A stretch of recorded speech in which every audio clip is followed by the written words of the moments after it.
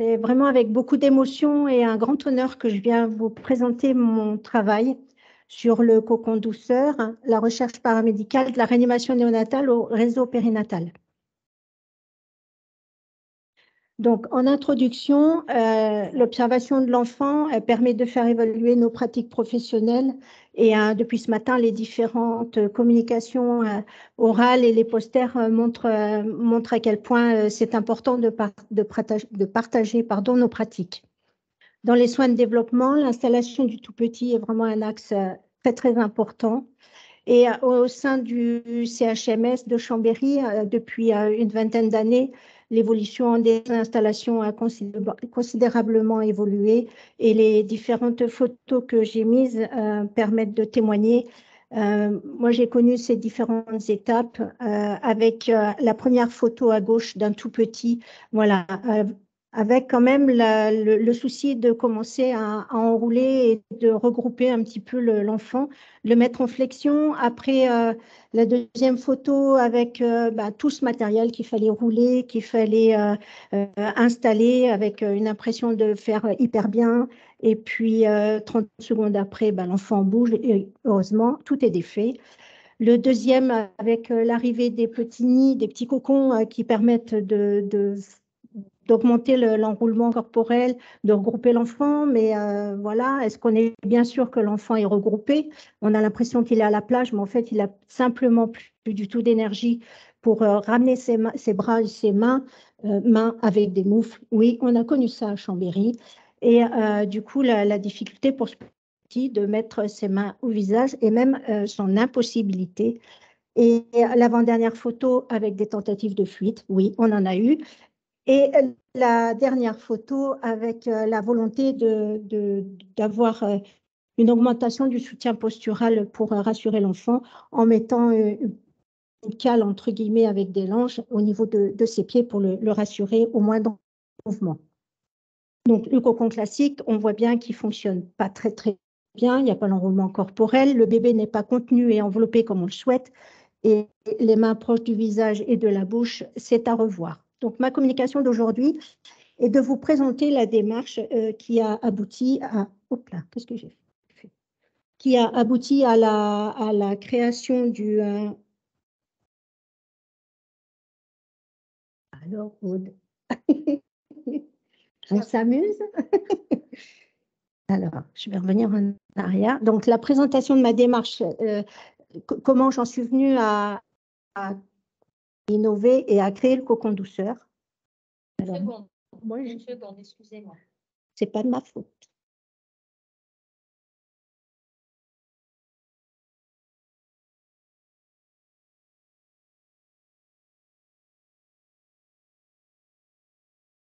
Donc, comment j'en suis venue à créer ce cocon douceur avec son évaluation et l'étude clinique paramédicale et son partage par la création d'un outil d'aide cognitive pour les maternités du RP2S.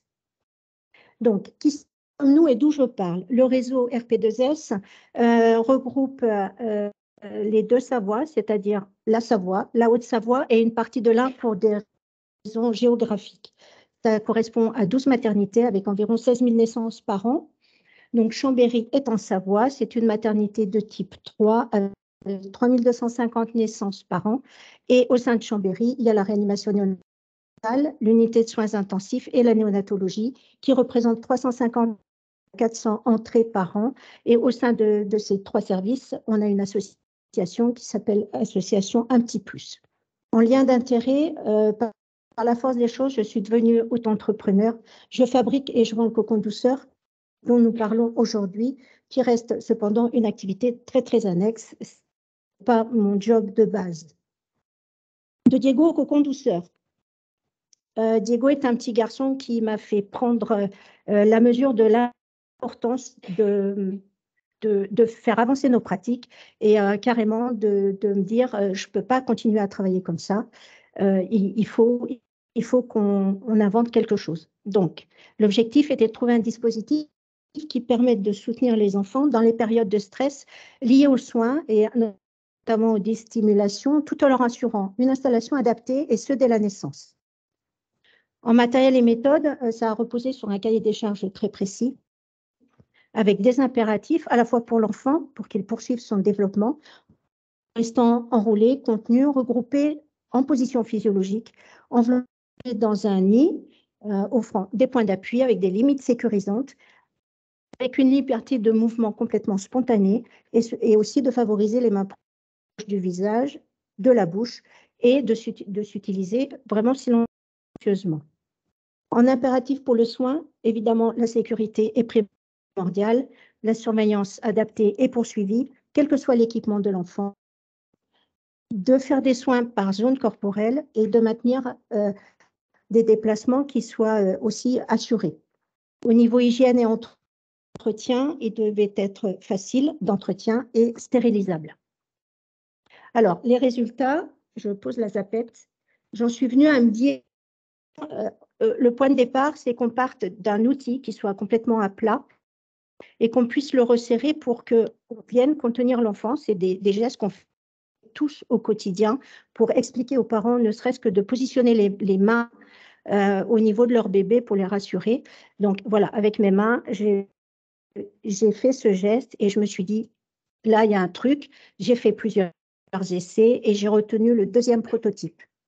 Donc voilà, vous avez une diapo du haut qui montre comment on forme le co-conducteur. J'en suis venue du coup à créer 3 tailles en fonction du terme de l'enfant et de son poids. Et la diapo du bas montre comment on peut déplacer l'enfant. En l'occurrence, on venait d'accueillir un petit garçon, Victor.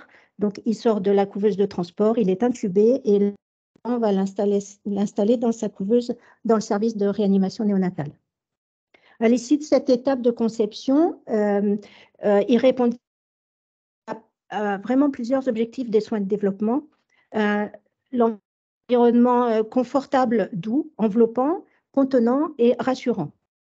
Il permet à l'enfant de se réguler plus facilement en trouvant des limites. Il facilite la proximité des mains au visage, des mains à la bouche et d'avoir un enroulement corporel. Il a été adopté d'une manière ultra rapide et unanime au sein du service à titre expérimental et c'était pas tout, il fallait faire une évaluation pour conforter son intérêt dans les soins néonataux. L'évaluer, oui, mais alors du coup, dans quelles circonstances? Comment allons-nous faire pour évaluer cet outil?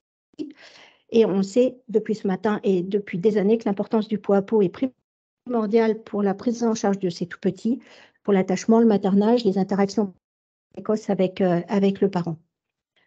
Donc, un consensus a été pris pour s'intéresser au déplacement du nouveau-né prématuré et notamment la sortie de couveuse, du coup, pour être installé en pot à pot.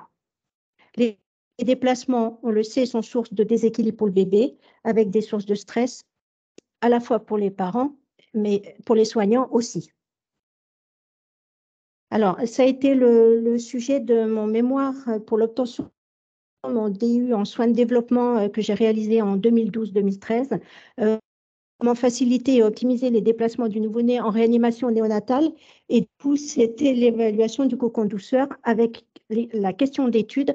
Quel impact du cocon douceur sur la stabilité physiologique de l'enfant, sur le confort de l'enfant, sur l'organisation du soin et sur la satisfaction parents et soignants.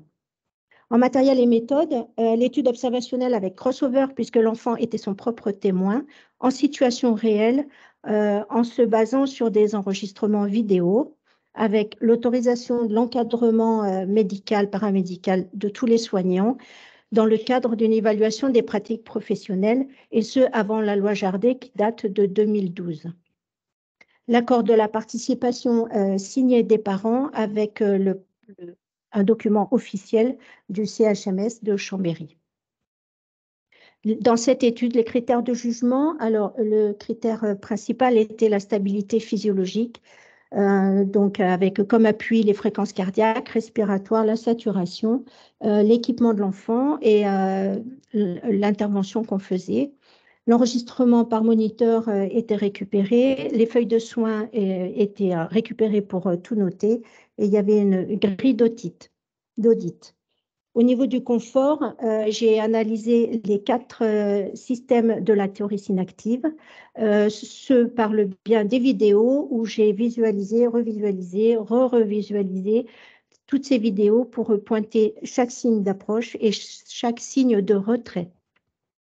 Au niveau des critères organisationnels, j'ai chronométré la durée du soin, les manipulations auprès de l'enfant, les sollicitations tactiles que ça procurait sur l'enfant, et ce par le biais d'observations sur les mêmes films, donc je les connais par cœur, sur le minutage du soin.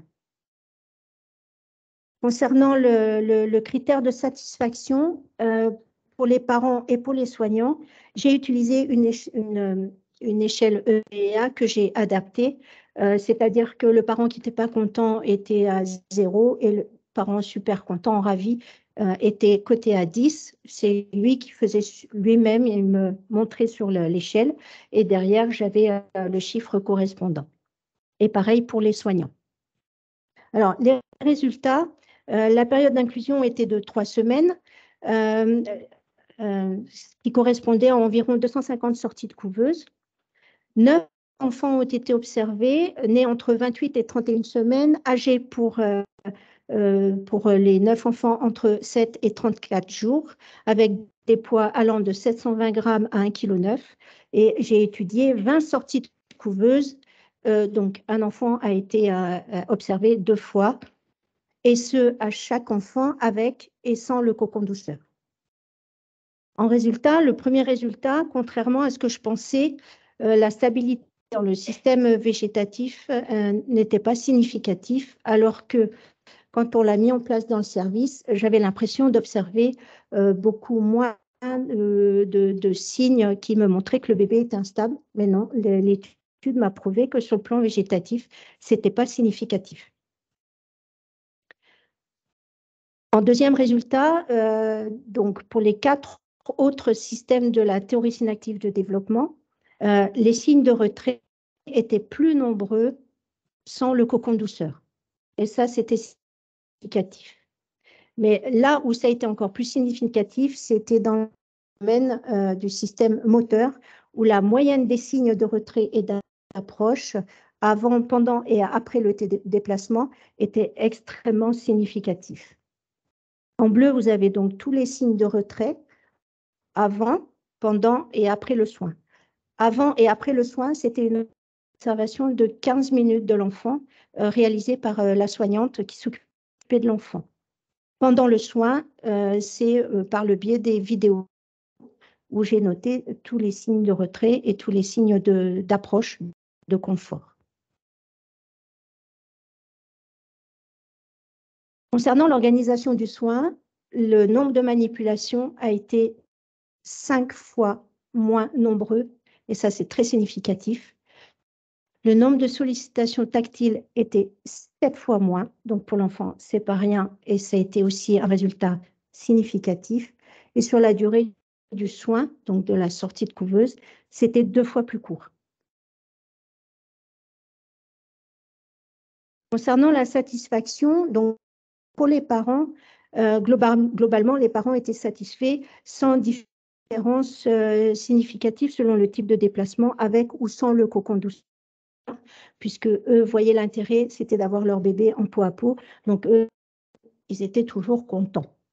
Et les soignants, par contre, là, ça a été très significatif, puisque sans cocon douceur, on est significatif, mais avec le cocon douceur, on est encore plus significatif.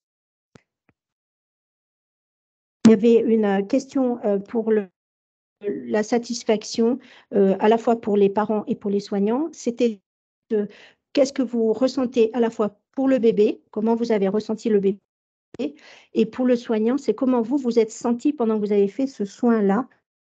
Et là, ça a été extrêmement significatif aussi. Alors, la discussion sur l'utilisation de ce cocon douceur, il y a des points négatifs, enfin des biais. C'était sur la lourdeur de la méthode, en fait, parce qu'il fallait anticiper le soin.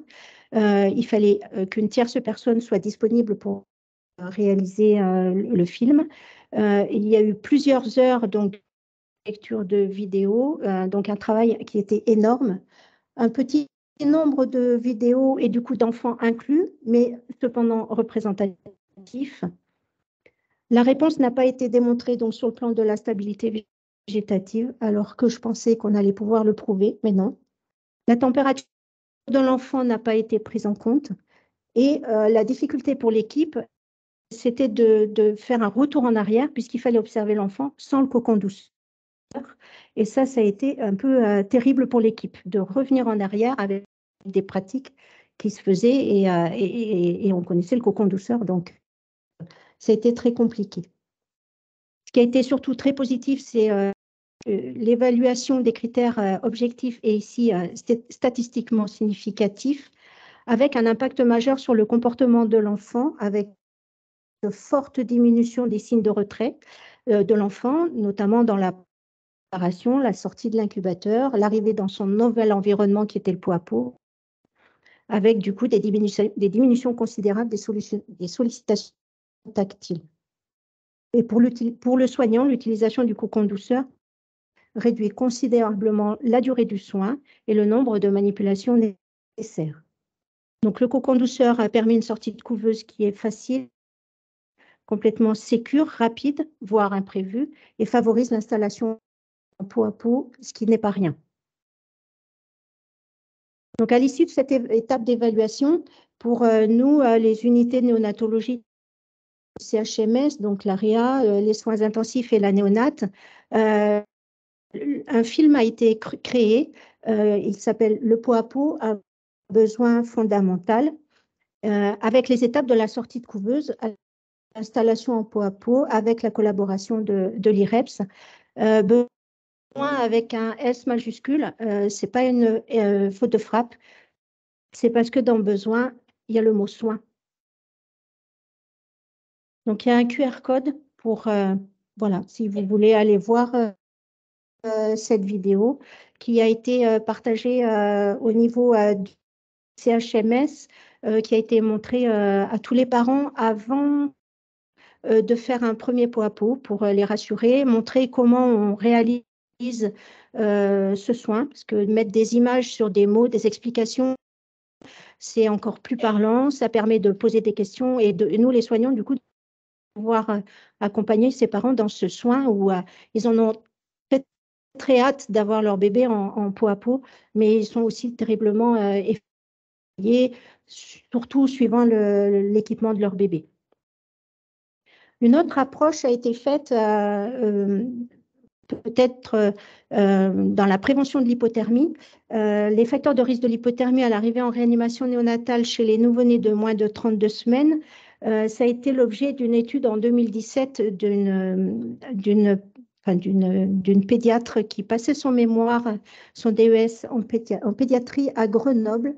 Elle a fait une étude comparant le service de Grenoble et le CHMS de Chambéry, où elle a étudié 297 enfants de moins de 32 semaines, avec son objectif de montrer que la prévention de l'hypothermie était significativement plus efficace avec le cocon douceur installé en salle de naissance versus la couverture en polyéthylène.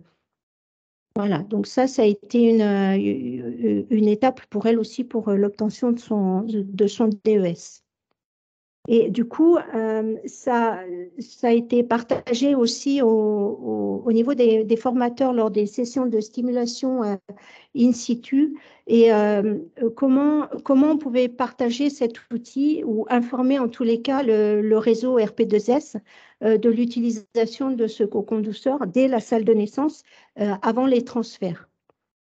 Donc la question c'était oui, mais comment s'en servir? C'était ce qui revenait le plus souvent de la part des personnes qui étaient formées aux sessions de simulation, donc les pédiatres, les puéricultrices, même les sages-femmes, enfin toutes les équipes qui prenaient en charge les enfants en salle de naissance.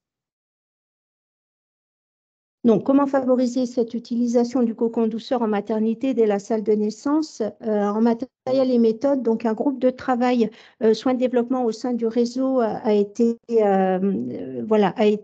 sensibilisé à ce questionnement et ont travaillé en pluriprofessionnel et de manière transversale avec comme objectif d'imaginer et de proposer un support pour tous les professionnels utilisable dans toutes les maternités du réseau type 1, 2A et 2B, puisque Chambéry est de niveau 3. Alors, en résultat, une affiche en 2022, en octobre 2022, a été créée, une aide cognitive de type affiche, qui précise à qui s'adresse le cocon douceur et qui décrit les étapes du soin, la préparation du matériel avant l'arrivée de bébé, la prise en charge médicale de l'enfant, la formation du cocon, la pesée et la rencontre avec le parent de cet enfant. Donc, la fiche est sur votre droite. Donc, elle est diffusée dans toutes les maternités du réseau et elle est en cours d'évaluation. Et un QR code aussi permet de le retrouver sur Internet.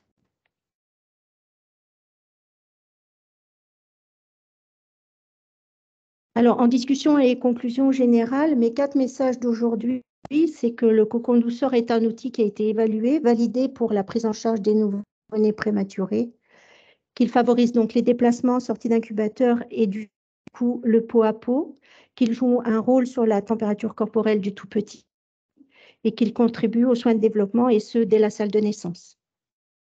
C'est un travail issu d'une dynamique, d'une recherche paramédicale exigeante qui a été soutenue et partagée au sein du réseau de périnatalité, qu'il favorise l'émergence d'un nouveau regard porté à l'enfant et ses parents au cours des soins. Alors, je tiens à remercier donc tous les enfants et leurs parents qui m'ont permis de changer mon regard sur les soins, et tout particulièrement ce petit bébé Diego et ses parents. L'équipe de néonatologie du CHMS de Chambéry qui m'a fait confiance donc tout au long de cette démarche d'invention, puis d'évaluation et de développement, soutenue par le docteur Cécile Desbruyères, qui est la chef de service. Le réseau RP2S, notamment le docteur Catherine Durand, pour son aide précieuse et son accompagnement dans ce projet. Au jury pour la sélection de ce travail. Et pour moi, le cocon douceur, c'est un concept original d'une couverture ouverte en nid, et c'est de découvrir l'ordre d'un combat exceptionnel, une rencontre. Cocon douceur.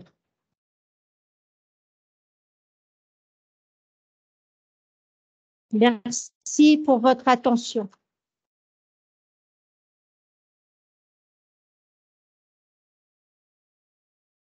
Je remets cette page parce que ça m'a été demandé par les personnes en visioconférence. Vous êtes moderne, Agnès. QR code, ça c'est bien, ça facilite la communication aujourd'hui.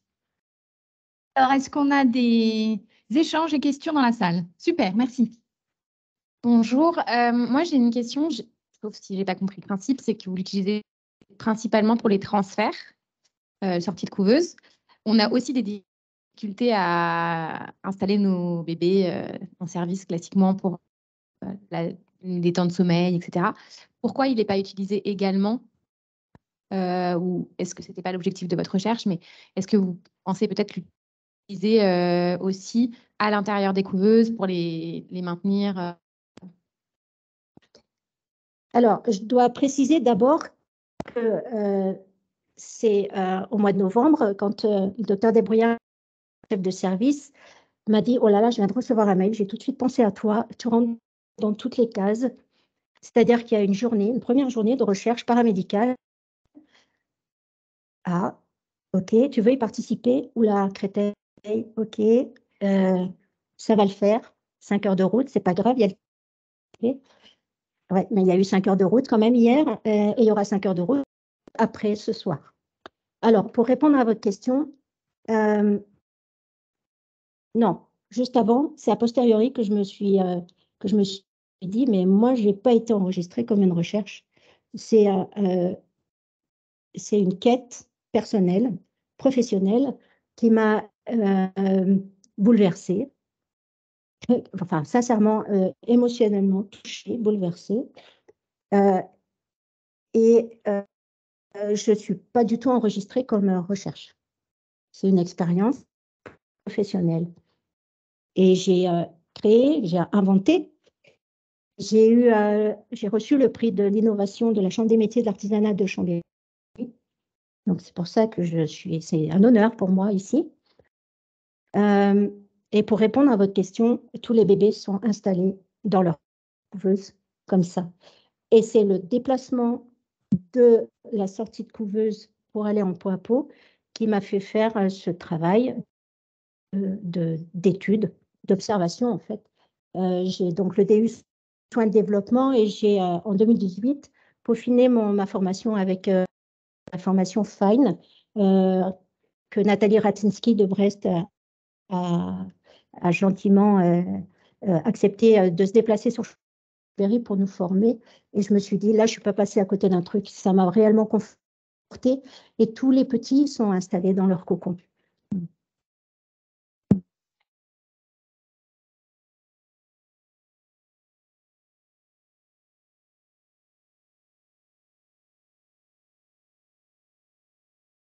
Il y a une autre question?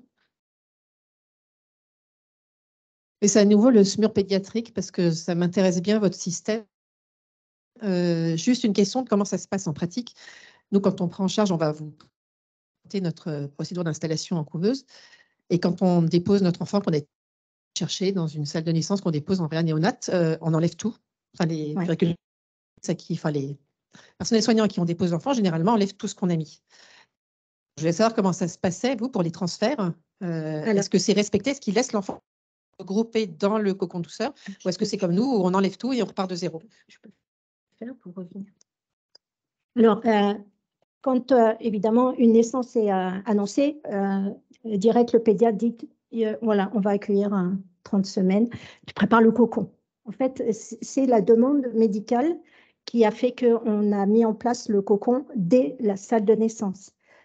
Moi, j'en avais fait l'expérience, histoire de voir ce que ça pouvait donner pour encore faire avancer l'équipe dans les soins de développement, dans l'intérêt du tout petit, pour créer cette dynamique-là. Mais moi, je ne perds pas de vue que le principal intéressé, c'est le tout petit. Qu'est-ce qu'on fait avec ce tout petit? Donc, quand j'ai vu que les pédiatres voyaient que je le mettais en place dès la salle de naissance, je me suis dit, ça y est, c'est gagné. Les petits vont y gagner aussi.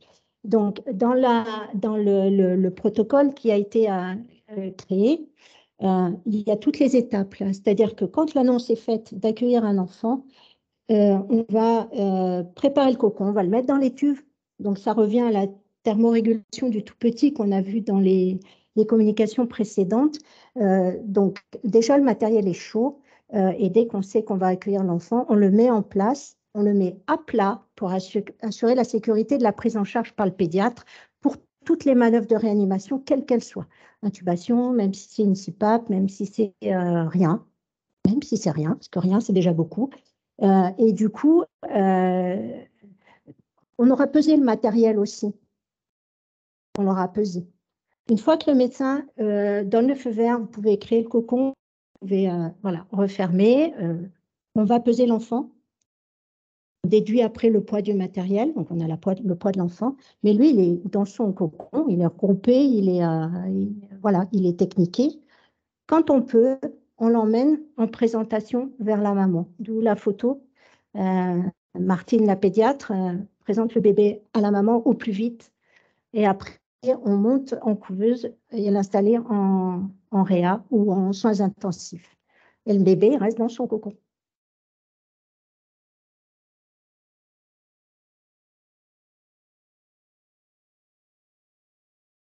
D'où, alors, ce qu'il faut savoir, c'est que toute invention au sein d'un centre hospitalier, j'en suis pas la propriété, c'est le directeur de l'hôpital qui a la propriété de cette invention. Donc, il a fallu que je crée un book photo, déjà que je convainc les pédiatres du service de l'importance, de l'utilité. Ça a été ultra rapide, on a vite vu. On a rencontré le directeur de l'hôpital, donc toute la hiérarchie, cadre sup, chef de service. J'ai présenté à l'hôpital au directeur de l'hôpital et il m'a dit, bah, ouais, c'est génial votre truc. Et il m'a fait un courrier m'autorisant à exploiter mon invention. Alors, du coup, il me rétrocédait ma part d'invention. Alors, au sein du réseau, du coup, on s'en sert aussi pour les retransferts dans les maternités niveau 2A, 2B, Annecy, Albertville, Sallanches, enfin, géographiquement. Et du coup, ça s'est vu. Moi, je n'ai fait aucune publicité, rien. Ce n'est pas mon domaine. Et ont été intéressés. Et à force d'avoir des demandes, j'ai créé cette auto-entreprise. C'est beaucoup de travail. Bravo Agnès. Grenoble, puisqu'on intervient sur Grenoble aussi, parce que quand il n'y a pas de place à Chambéry, il y a Grenoble, il y a Lyon, Saint-Étienne, voilà. Et Grenoble, voilà, je travaille avec Grenoble. Et Grenoble sont très contents. Il y a une petite question sur la qualité, le maintien de l'humidité dans votre cocon douceur. Alors, au niveau, alors le cocon douceur, c'est une petite couverture en polaire, qui est lavable, qui est stérilisable. Donc là aussi, il y a un protocole du CHMS qui régit tout ça.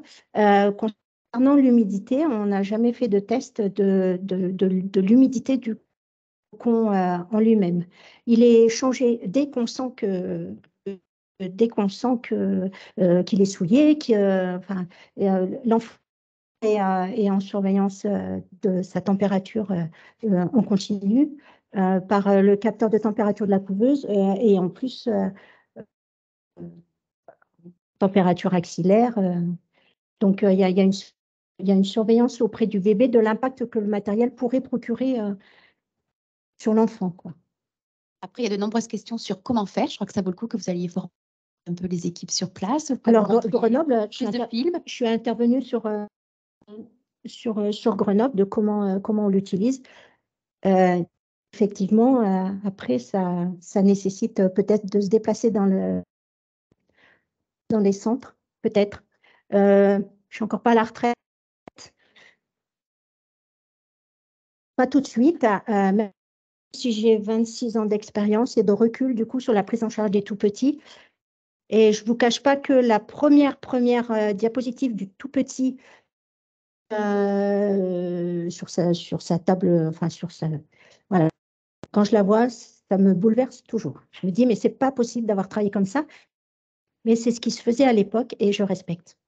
Merci beaucoup Agnès. Regardez un petit cadeau pour votre cocon douceur.